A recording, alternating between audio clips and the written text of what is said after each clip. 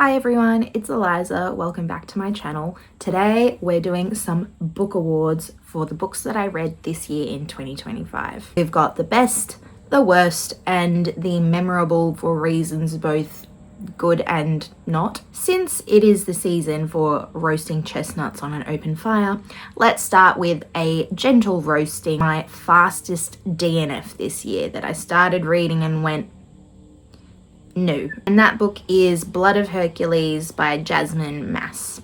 Supposedly this is a new take on Greek mythology about a teenage girl who is sort of the chosen one, who's living in poverty in America in the future where Greek gods do exist and yet Christianity somehow also exists. Greek gods speak Latin instead of ancient Greek or any Greek. This girl goes off to an academy to learn how to fight, to be in a battle royale to the death battle between the other gods' kids, even though the gods are worried about going extinct, and yet they're like, let's put all our kids together in a battle to the death and whoever wins will be the new heir or something. Something that I didn't even get to because I made it 25% through this book and hated every minute of it, except maybe the first minute where I had some hopes.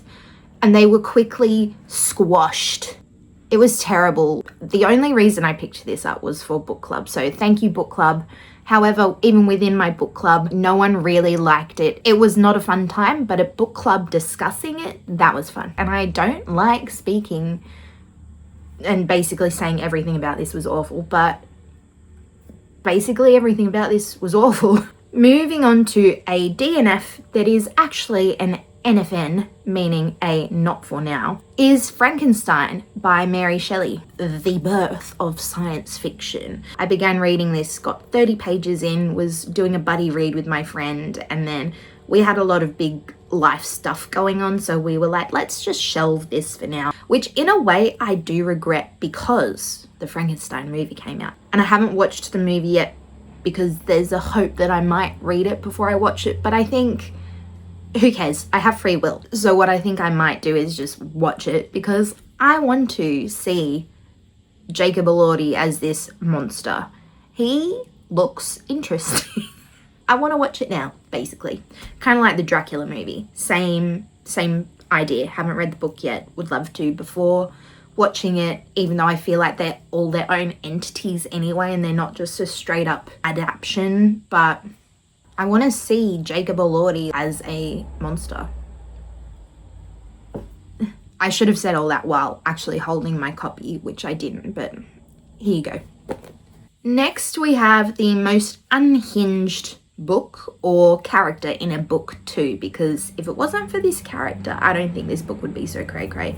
And that is Victorian Psycho by Virginia Fato. This book is gothic, thriller, horror, set in Victorian England, where our main character, Winifred, is a governess who goes to live with a wealthy family in the countryside. And she is odd. We learn that she has a shady past, and you can feel the suspense from the beginning. You get this eerie, unsettling feeling that is bubbling and simmering beneath this character's facade. You know something's gonna go down and you know it's not gonna be good. Like, look at this cover. This character is awkward and obsessive, and yet you get a bit of her internal monologue and responses to things, and she is actually really funny. Some pieces I highlighted and I was speculating about what had happened in the past and then what was going to happen next. It was a wild ride. This book is less than 200 pages and really packs a punch. If you're not as much of a horror person like me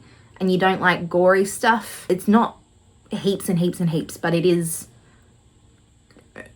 quite frequent at the same time. I don't know how to describe that. There's definitely scenes I remember, even though I read this months ago, that I go ugh, thinking about. So proceed with caution, but she needs a therapist, man. She needs something. She needs something more than a therapist, I think. To continue on with the shocking, next I have the most shocking plot twist, which was from In My Dreams, I Hold a Knife. Maybe the most shocking plot twist really is that there is no knife in this thriller where there's a murder mystery. The murder weapon is not a knife. There's nothing really to do with a knife. So just go in knowing that, I guess, because that's one of my critiques. But anyway, this is a thriller by Ashley Winstead, set in the present but goes back in time to when this group of friends who are now grown-ups were in university or college together, and one of them was murdered and the murder was never solved. So straight away we have this excellent setup, a really intriguing premise that makes you want to get to the bottom of what on earth happened, who's guilty and why and how. This book is very much a popcorn thriller. I have a whole video breaking it down that I've been working on. There is twist after twist in this, and with many of them you can see them coming. However, I did not work out who the murderer or murderers were. Even after that's revealed, there's like another twist again. And yeah, I didn't see those coming. So I was like, those plot twists at the end were shocking. However, I still have critiques of this book because it is meant to be an adult thriller, but it felt quite juvenile, like a young adult thriller book. Because even though the characters are adults, even when we get them talking as adults now in the present, they still sound like angsty teenagers, which makes it both easy to read and also hard to read at the same time at times. The next category is a series I am giving up on, which is another thriller series. It is the Page Northwood series by Nell Patterson. The first book I actually solved the murder of what happened, so I was quite proud of that. I didn't solve the second one, and I enjoyed both of those. They were not particular standouts in terms of writing or characterization, but interesting enough plots. However, I read the third one very recently, and instead of being called a thriller, it should be just called an because where was the thrill? It was so dry. It was so boring and repetitive and just a slog to get through. I did not enjoy it. I thought of DNFing it, but I powered through because I wanted to know, and it did not pay off. So sorry, Nell Patterson, but you've lost me a bit now. Which is a real shame because Paige Northwood is the name of the main character who makes some stupid choices, but that aside, she's also very clever and intelligent in other ways because she is hearing but is a British Sign Language interpreter, often working for the police. She's interpreting for people who are suspects. And it was the first time, I think ever, a few years ago when I read the first book, that I saw deaf people represented in this way, where we actually saw it written, how they're communicating, but in sign language. So instead of speech marks, it's in italics. It goes into the deaf community, how people within it feel with, you know, hearing families and just being in society that does not cater to their needs. Those aspects of the story were really interesting, and we have Paige who's in those two worlds of hearing and not,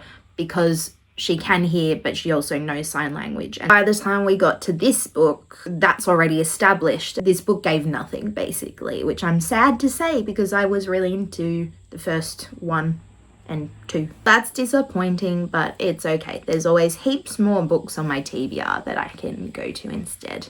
Next, we have a series that I will be reading to the end. It is Heartstopper, which I read all 5 books that are already out in like May this year. It's a really enjoyable ride. I have a whole video about it if you'd like to go watch that. But basically the premise is 2 teenage boys meet each other, become friends, and then fall in love. And it's a graphic novel series that explores their relationship. There is also a TV show that I will share my thoughts in this video too with you. The final installment in that series will be coming out next year. They will also be wrapping up the TV series with a movie. I have ideas of what might happen. I don't know. I'm just speculating. There's also a novella or a couple of novellas that are accompaniments to this main series. I have not read them. Honestly, I don't know if I will, but I will complete the Heartstopper graphic novel series. It's like a little dopamine wholesome hit that you need in this world sometimes. The next category is a letdown in a great series. This is going to be controversial. Yeah. In the Hunger Games universe, there's the original trilogy that everyone knows because they got turned into the movies. Then there was The Ballad of Songbirds and Snakes as the real first prequel about President Snow when he was a young man.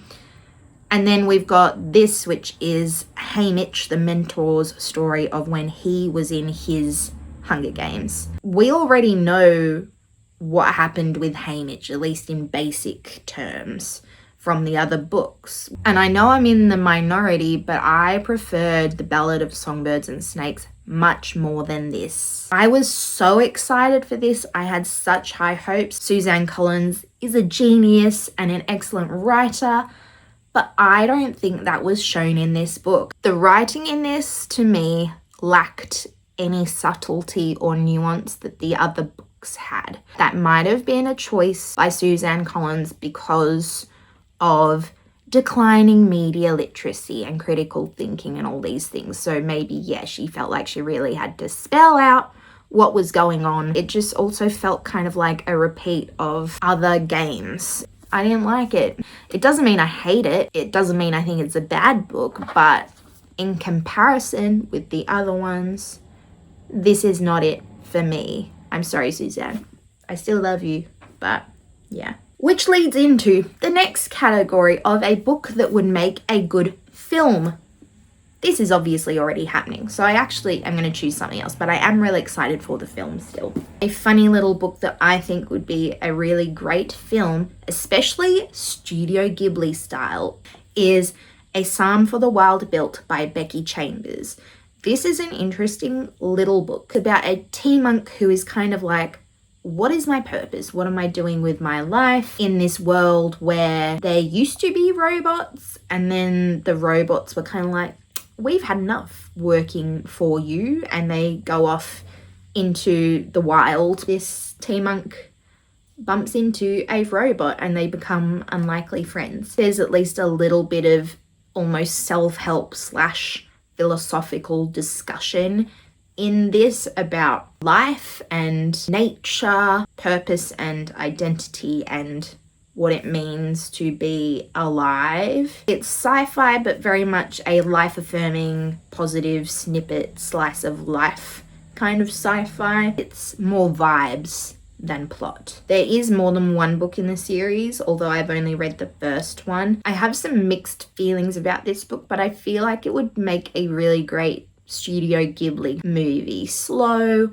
animated, calm little scenes of them making tea. Like, that would be 10 out of 10. I would watch that. Side note, I read quite a bit of sci-fi this year, so that's unusual for me. And the genres that I have read this year are not my usual genres either. I read a lot of, because of Heartstopper, contemporary and romance and sci-fi too, which you will see pop up in a few of the book choices upcoming. I have a separate category now of a book that would make a good TV show, because not all books should be made into films and not all books should be made into TV shows. It really depends on the contents inside the book of what's going on and how much time you need to allow for that to evolve on the screen. So for this one, I chose a fantasy romance sort of mystery as well, which I'm sure a lot of people know, and it is One Dark Window by Rachel Gillig. There is a lot happening in this book. There is a very particular magic system in this world that gets a lot of time talking about it in the book, and yet I was a bit confused at times reading it.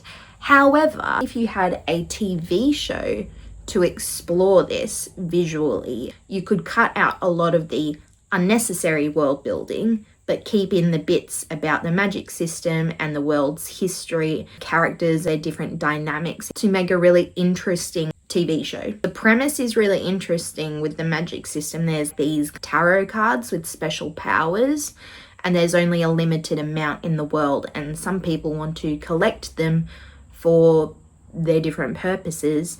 And then we've got our main character who's got this monster in her mind that she has to keep secret.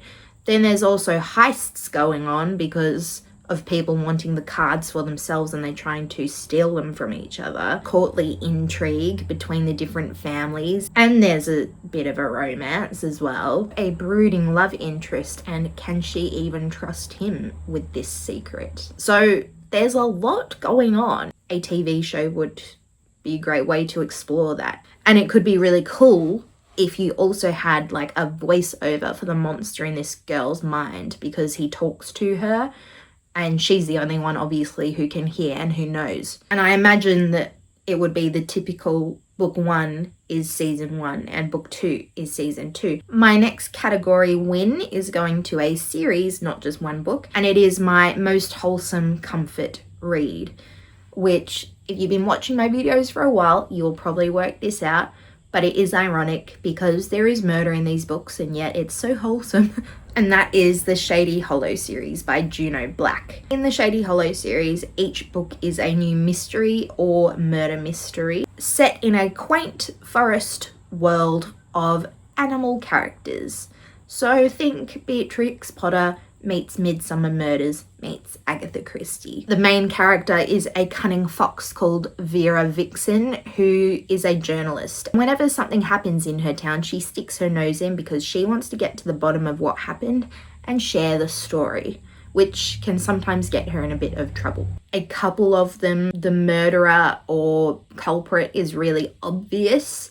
However, I still enjoyed the ride enough to keep going with this series for however long it goes on for. I think they're up to book 6 now that's just been released. Next up, I have the best children's book, because children's books are for everyone. And the award goes to The Wild Robot by Peter Brown. This is the first book in the trilogy, and I've read the first 2 and am yet to read the 3rd one, but it is on my shelf over there. The Wild Robot follows the story of Roz, who is a robot who gets swept up alone onto an island full of animals. The animals are afraid of her and don't want anything to do with her, and she doesn't really understand them at first either. But she is curious and inquisitive and learns to survive in the wild, speak the language of the animals, and even is welcomed into their community. This brings up a lot of questions too, in a child-friendly way, about what is technology? What does it mean to be alive? Is Roz the robot alive because she has feelings? So does that mean she has a soul? It's kind of like The Iron Giant in a way, with some illustrations in it too. It makes me think of 90s children's movies like The Land Before Time or The Lion King, where they didn't shy away from teaching children about some sad things in an age-appropriate way. And I know kids who've also read this book who love it and have wanted to talk to me about it, especially because they know I read it too. It's just beautiful. I will definitely be finishing the series at some point, and also watching the movie that I've heard was also great that came out last year, I think. And though I do enjoy the illustrations in The Wild Robot, it doesn't get my award for most beautiful illustrations. Instead, that goes to the illustrations by Julia Sada in The Owl Witch. Julia Sada has become one of my favorite illustrators. She has such a distinct style in how she draws, paints, I don't know, but it's beautiful nonetheless. So far, I've only read 2 books in which she's the illustrator. Each of them has a fable-like quality. There's always a lot of beautiful detail with her work, and the color schemes are just so yummy, even though they're really earthy. I remember when I turned the page to this octopus, I was kind of like, whoa. The main character goes underwater in this story, and these are all the other creatures who I just think have so much personality. The octopus tries to play a trick on the main character. I just keep thinking about that scenario. It reminds me of that episode of Merlin with the 2 goblets and that kind of, yeah, I don't want to say more to give it away, but it's a really beautiful story with beautiful illustrations too. The next category is Thanks, I'm Smarter Now, but I hated getting here, which goes to a book that is renowned and a classic and has themes that are still relevant today, even though it was written almost 100 years ago.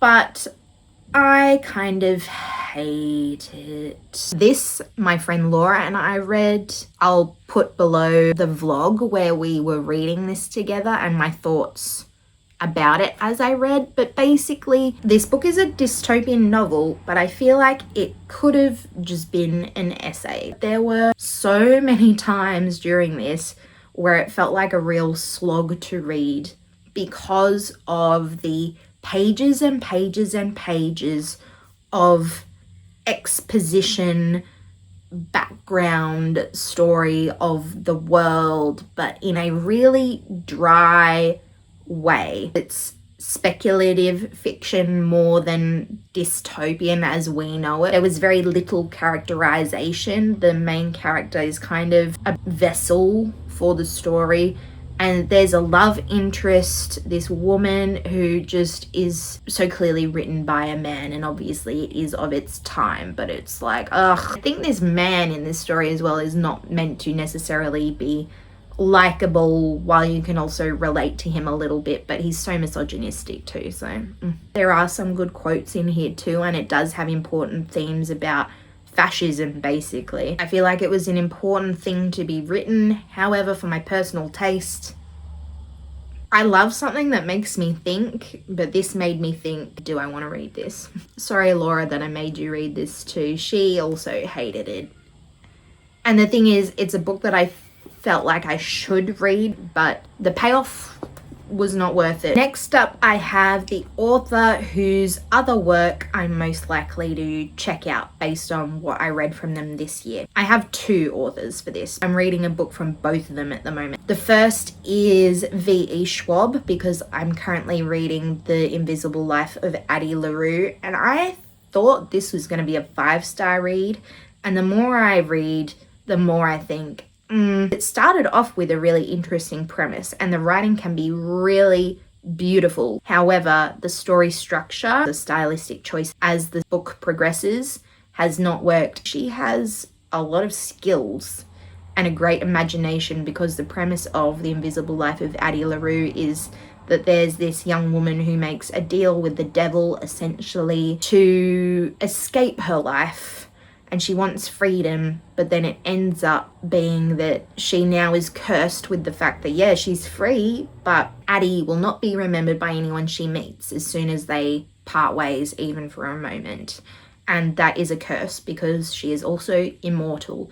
So it's really sad. Halfway through, basically, it almost feels like the book changes genres and suddenly we have heaps of focus on a whole nother character who I don't really care for as much. I'm interested to know what her other work is like. Her new release, which I got as a birthday present, is Bury Our Bones in the Midnight Soil, which is about vampires. I hope that my high at the start keeps going through the book, because with Addie LaRue, it definitely has ebbed a lot. So hopefully the end can kind of bring it together again nicely. The other author whose book I'm currently reading is Agatha Christie, because as you know, I love a mystery, I love a crime, I love some drama. I've been watching the Poirot TV series that started in the 1980s. There's been certain episodes I've avoided if it's a story I know of that I really want to read the book before watching the show. I'm currently reading, since it is the season to be jolly, Hercule Poirot's Christmas. I'm over halfway through, so I'll probably finish it just after Christmas time, and then I'll get to watch the show episode that's like an hour and a half, basically movie length. I have other books of Agatha Christie's that I want to read. She's someone who I'm not like, oh my gosh, I have to like read all of her books this year. You know, she's not coming out with any more. Sorry, Agatha, rest in peace. So I can take my time just going through the ones I want. They're not particularly thrilling, but the characterization I'd say is pretty good, and obviously the plot element of the mystery is always fun. Poirot's Christmas that I'm currently reading has a lot of family tensions going on. This old rich guy invites all his family, his 4 sons and his estranged granddaughter and like a family friend over for Christmas, and he announces to them on purpose in front of them that he's going to be changing his will just after Christmas. And who dies? He dies, of course. And it's a matter of who killed him and why. I have suspicions of who it could be, but I'm not going to say that here. Now I have a non-fiction book for a book that changed me for good. This particular one was recommended by Rachel with regard to books that explore the themes of The Handmaid's Tale, but in a real life setting where white women aren't at the center, because I love The Handmaid's Tale, but a lot of the things that happen in that book historically have actually happened more to people of color and women of color. I listened to it on audiobook, and I haven't even said what it is yet, have I? It is The Immortal Life of Henrietta Lacks. It has quite a bit to do with science and the history of science, and it's biographical about this woman, Henrietta Lacks, who was a black woman in America in the 1950s. She was very unwell with cancer. She and her family were poor and religious, and she went to her doctor, who took some of her cells and tissue without her knowledge, without her consent, which wasn't abnormal at the time. However, the book is called The Immortal Life of Henrietta Lacks because the cells taken from Henrietta were the first essentially immortal human cells ever to infinitely multiply in a lab out of a human, so that doctors and scientists could do tests and experiments with these cells, which led to a lot of medical breakthroughs, including IVF, vaccines like the polio vaccine that saved millions of people, chemotherapy, gene mapping, and cloning. She's never mentioned anywhere because it's not about her, it's about the doctors and what they did with her. And she died from her cancer. Her family have never received a cent, even though large medical corporations have made so much money off of this woman's body. And it's just like, there were so many moments in this book that blew my mind as someone who doesn't really know that much about medical science. She's been left out of history, even though she still, at least her cells still exist and are living in people. If you lined up the cells in a line, they would encircle the world a couple of times. There's a lot of ethical questions that are brought up from this book, and it doesn't mean that there's necessarily a clear answer of what is right or wrong in some instances, but it's very interesting to look at now through our lens. It's kind of a conversation about aspects of medicine and healthcare and things like that too, and America especially. You know, when you learn something and you're like, wow, I know so much, but then you think about all the things you don't know related to that, and you're like, I have so many questions that I need answered. So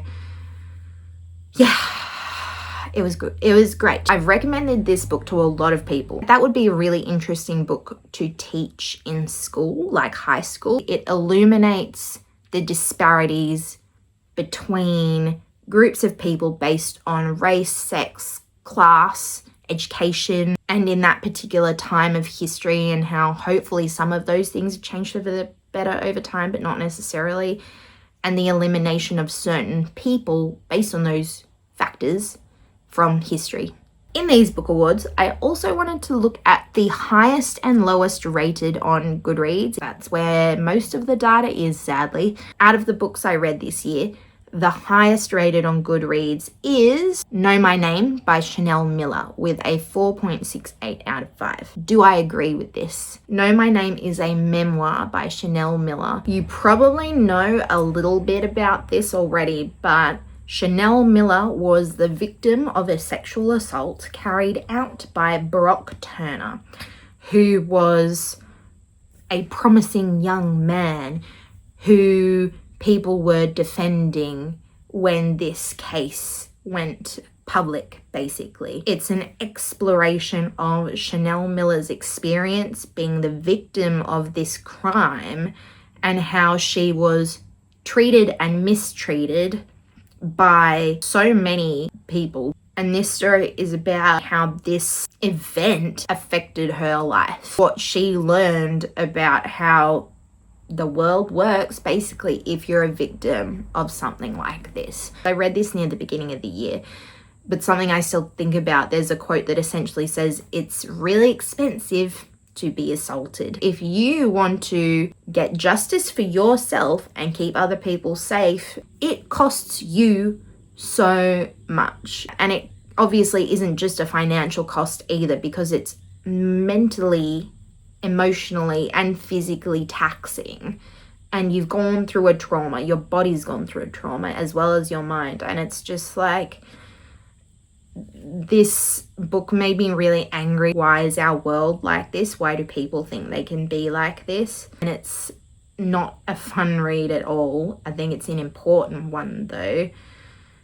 And it's hard to obviously rate memoirs at all, let alone ones about something like this. Do I think it deserves this rating? That's kind of hard to say. Let's say I would give this book around 4 out of 5. I think it's a really long book. A lot of bits that could have been cut out. Again, it is a really important story to tell because it's not just a story, it's true. My lowest rated is The Wood at Midwinter. This is a very short book by Susanna Clarke, who did Piranesi, which I haven't read yet, but I want to. That has a rating of 3.42, which, yeah, I gave it a 3 out of 5. So it's hard to even describe because honestly, I don't really remember. There's a woman who has animal friends in the woods. She finds a bear cub and says she's going to be its mother. I don't know.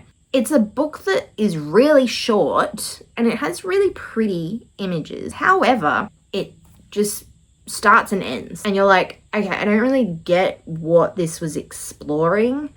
And then you have pages and pages and pages of full writing explaining the author's inspirations in terms of music and other texts and stuff that inspired this story and explain the angle she was going for with it. But I feel like if your story itself doesn't stand on its own 2 legs of being able to clearly be what it is and explain and let you feel what it is without a whole bunch of pages after it, then I'm kind of like, well, maybe it's just a weak kind of story. So even though it was like pretty, it's not memorable, as you can tell, because I can barely tell you the plot because I don't remember. It was like a little gust of air, like you feel it and then it doesn't leave a mark or anything. It doesn't leave an impression on you, really. It just kind of happens. What I think should have been the lowest rated, obviously, is The Blood of Hercules, because it was terrible, but somehow is like 4 stars. And what do I think the highest rated out of my books that I read this year should be? I talked a little bit about this in my winter reads video, but it would probably be, because I keep thinking about it, and it was the first book I read at the very beginning of the year, almost a year ago.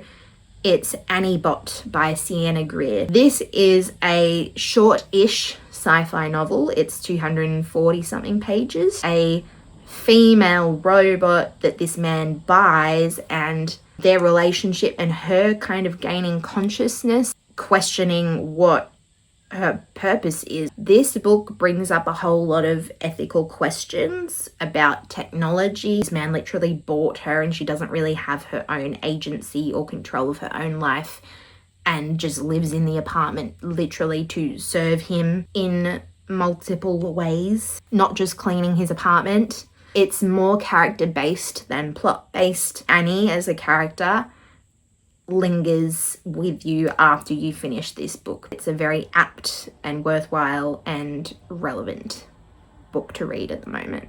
And even if you're not really into sci-fi like me, you're a sci-fi novice, it's very easy to get into because there is still a lot of parts of the world that are kept a mystery. It doesn't go into heaps of detail about how the world is this way. Perhaps I did almost want a little bit more, but also like, how did our world become how it currently is? And with technology going as it is with female robots in real life too. So there's a lot to discuss with that book. So if you've read it, I'd love to know your thoughts. I will read it again, I'm sure. How do I feel about what I read this year? Well, 36 books is less than I read last year, but at the same time, I feel like that's fine. I don't really mind that it was less, because last year I read like 50 something books. That's more than I'd ever read, like ever. Whereas I feel like 30 something is more normal maybe for me, you know, and some of them were short anyway, and I don't really care about that. This year, a lot of the books I read, I didn't actually give them a rating on Goodreads because I was thinking I wanted to sit with the feeling of the book after reading it to then decide, and a lot of the time I didn't decide and I didn't put in. I find it kind of hard to rate books because there's so much nuance. I think some of the good habits I already have around reading are reading outside, because I love being outside and I love reading, so why not put them together?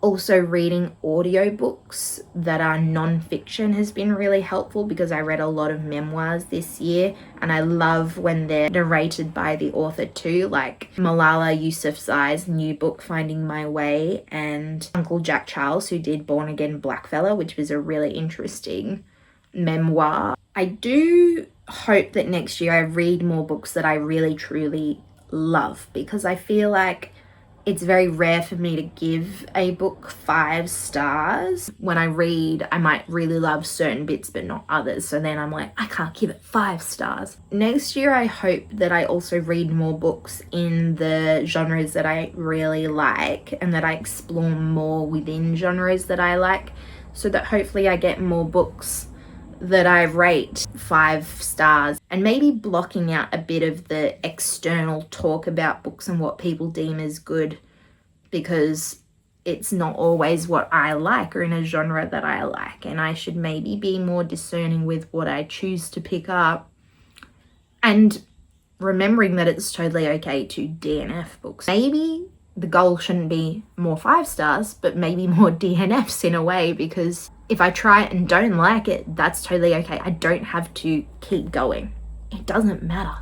Like, it literally does not matter. It's kind of like that sunk cost fallacy where you're like, well, I've already put all this time or money or energy into something, so I should just, you know, stick with it. And it's like, no, you can just cut your losses and like move on to something that you actually like more.